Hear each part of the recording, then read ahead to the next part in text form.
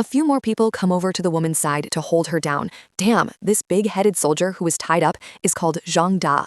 Watching the woman he loves being humiliated by everyone, Jiang's heart turns completely cold.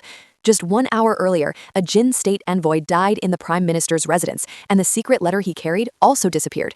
That letter very likely recorded evidence that Prime Minister Qin Hui secretly colluded with the Jin state. Sun Jun, the commander of the Qing army camp, was ordered to investigate this matter. Sun Jun, who has a long knife scar across half of his face, climbed up from the lowest ranks step by step and only wants power. So he would rather kill 1,000 by mistake than let one suspect go. Unexpectedly, he meets a familiar face at the crime scene. "Do you recognize me? Third brother, look carefully, it is me. Did you stab that person?" Although Jiang Da looks completely innocent, even with this special relationship, Sun Jung does not plan to let him go. Instead, he gives him a chance to redeem himself. After meeting Qin Hui, Jiang Da makes up a bunch of lies and finally gains a chance to prove his innocence and temporarily saves his life. However, Qin Hui orders him to find the person who assassinated the envoy within 1 hour, otherwise he will definitely die. On the surface, it looks like Qin Hui sent people to search for the secret letter, but secretly, he also sends the Prime Minister's residence governor and Lord Wu to search together and recover the secret letter without letting anyone else see it. At this moment, the panicked Jiang Da confesses everything to Sun Jun, saying he actually knows nothing, and what he told Qin Hui earlier was just nonsense to save his life. Hearing this, Sun Jun kicks Jiang Da to the ground, pulls out his knife, and is about to kill him. Unexpectedly, Jiang Da suddenly takes out the token Qin Hui just gave him and presses it on his forehead, acting as if he is ready to die. After being beaten for a while, Jiang Da suddenly has an idea and thinks of an important clue. The 3 Jin soldiers who accompanied the Jin envoy might know something. While they are questioning them, Chief Steward Lord He arrives at the scene with Deputy Chief Steward Lord Wu. These women have seen big scenes before, so ordinary interrogation is useless. Let us perform a trick on them.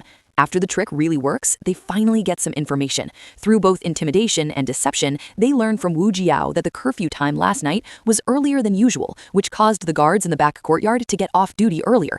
It was exactly during this time that the Jin envoy was assassinated. Soon, the Jin soldiers cannot hold out anymore and confess everything, and even reveal the person who ordered them. That person is Commander Wang of the Qing army camp, who is standing nearby. Hearing the accusation, Commander Wang cannot suppress his anger and steps forward, wanting to arrest Jiang Da and the others. At this moment, Lord He, who has been watching the show, suddenly says something meaningful. This completely enrages Commander Wang. He pulls out his knife and rushes toward the Jin soldier to kill him. At the critical moment, Sun Jun blocks him with his knife. After a fierce fight, Commander Wang dies under Sun Jun's blade. When Qin Hui hears the news, he remains very calm. To continue the investigation conveniently, he simply appoints Sun Jun as the new commander. Since Commander Wang is already dead, they have no choice but to continue interrogating the Jin soldier. Unexpectedly, the Jin soldier suddenly confesses that he killed the Jin envoy and that he deliberately framed Commander Wang. Then he leads them to find the secret letter he hid. The group arrives near a stone lion statue. Suddenly, the Jin soldier goes crazy, snatches the sword from Lord Wu's waist, and turns around to hold Jiang Da hostage. But before he can negotiate conditions, Sun Jun kills him with a single strike. Although they follow the clue further, the secret letter is still not found, and the 1-hour deadline is almost up. At this moment, another Jin man who had been knocked unconscious earlier suddenly runs out, shouting that he will go back and report. Before the truth is revealed, Sun Jun naturally will not let him leave. The Jin man becomes furious and starts whipping everyone he sees. What surprises everyone is that the usually violent Sun Jun now seems afraid of this Jin man. Even after being whipped several times, he does not fight back. The Jin man curses him, calling him nothing more than a running dog.